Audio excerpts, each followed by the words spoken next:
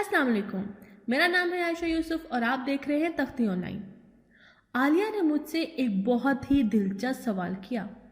आलिया एक बहुत ज़हीन और स्मार्ट बच्ची है जिसके दिमाग में हर वक्त कोई ना कोई सवाल चल रहा होता है और वो उन सवालों के जवाब ढूंढती रहती है। ऐसा ही सवाल उसने मुझसे किया कि क्या प्लूटो भी एक प्लैनेट है। इसी सवाल का जवाब ढूंढने के लिए आज मैंने ये वीडियो बनाई है आपके लिए। तो आज हम जानेंगे स्टोरी प्लूटो की, यानी आज हमारी कहानी का हीरो कौन है? प्लूटो। जब मैं छोटी हुआ करती थी और स्कूल जाया करती थी आपकी तरह, तो मैंने अपने स्कूल में सीखा कि हमारे सोलर सिस्टम में यानी हमारे निज़ाम शमसी में 9 सैयारे होते हैं, जिनमें से एक का नाम है प्लूटो, जो कि हमसे बहुत दूर रहता है, सोलर सिस्टम के बिल्कुल आखिर में, और वो एक छोटू सा प्लैनेट है, यानी कि साइज़ में बहुत छोटा है। मगर अभी कुछ टाइम पहले साइंटिस्ट ने यानी साइंसदानों ने ये सोचना शुरू किया कि क्यों ना प्लूटो को प्लैनेट्स की लिस्ट से हटा दिया जाए, यानी प्लूटो का शुमार सैयारों में ना किया जाए।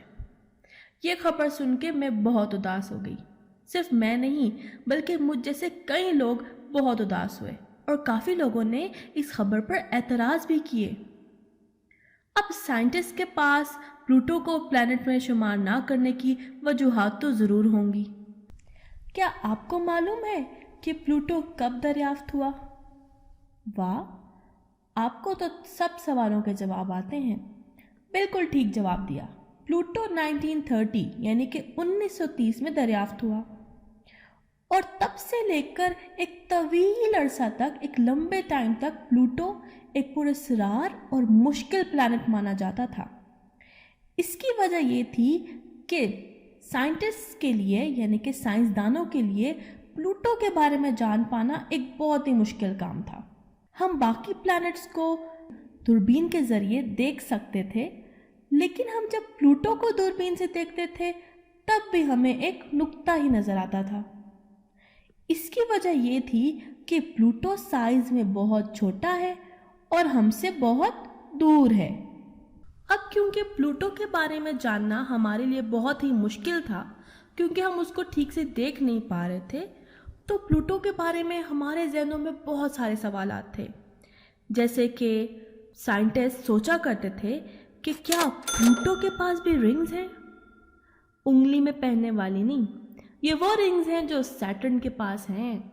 फिर साइंटिस्ट सोचा करते थे कि क्या प्लूटो के भी मून्स हैं या मून है, जैसे हमारी ज़मीन का एक चांद है, जैसे जुपिटर के बहुत सारे चांद हैं। लेकिन ये सवाल एक लंबे अरसे तक सिर्फ सवाल ही रहे।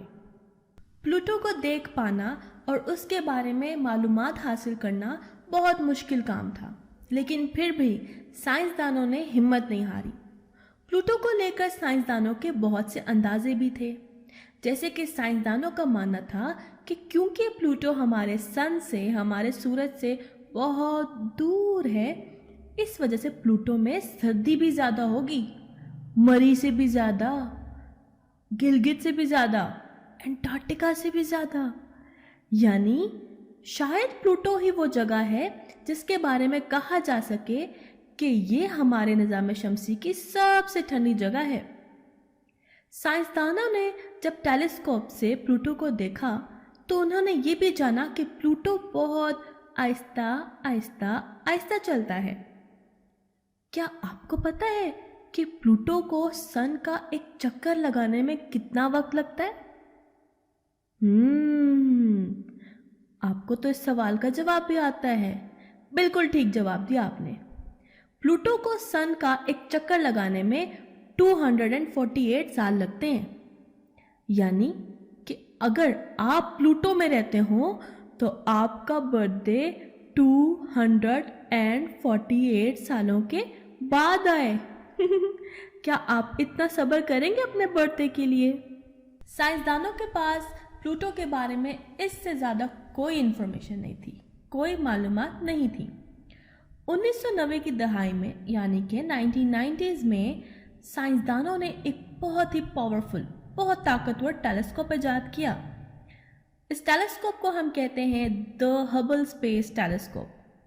साइंसदानों ने जब इस दूरबीन से प्लूटो को देखने की कोशिश की तो उन्हें पहले से बहुत थोड़ी बेहतर तस्वीर देखने को मिली, लेकिन इस तस्वीर से भी कोई ख़ास मालूमात साइंसदानों तक प्लूटो के बारे में नहीं पहुंची। प्लूटो एक ऐसी पहेली बन गया था जो कि सुलझने का नाम ही नहीं ले रही थी। लेकिन फिर आया वो वक्त जब ये पहेली कुछ ना कुछ सुलझ ही गई। ये साल था 2006, जब नासा के साइंटिस्ट ने एक स्पेसक्राफ्ट लॉन्च किया जिसे हम कहते हैं न्यू होराइजन स्पेसक्राफ्ट। इस स्पेसक्राफ्ट को खला में छोड़ दिया गया ताकि ये प्लूटो तक जाए। इस स्पेसक्राफ्ट में रिमोट कंट्रोल कैमरा भी था। क्या आपको पता है कि इस स्पेसक्राफ्ट को प्लूटो तक पहुंचने के लिए कितना टाइम लगा? जी हाँ, ये स्पेसक्राफ्ट प्लूटो तक 10 साल में पहुंचा। 2015 वो साल था जब ये स्पेसक्राफ्ट प्लूटो पर पहुंचा, और ये वो वक्त था जब हमें मिली प्लूटो के बारे में काफ़ी जानकारी। यानी हमने देखी प्लूटो की प्यारी प्यारी पिक्चर्स, ऐसी तस्वीर जिन्हें देखकर हमें प्लूटो के बारे में अहम मालूमात मिली। उन तस्वीरों को देखकर साइंसदानों ने बताया कि प्लूटो के सरफेस पे यानी प्लूटो की सतह पर मौजूद हैं पहाड़ियाँ और क्रेटर्स, जैसे चांद पर होते हैं ना धब्बे, वैसे क्रेटर्स।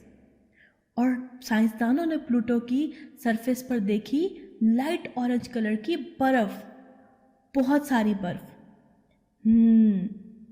प्लूटो को देखकर साइंसदान बहुत खुश हुए, सब खुश हुए, और सबने कहा कि वाह, प्लूटो तो बड़ी प्यारी जगह है।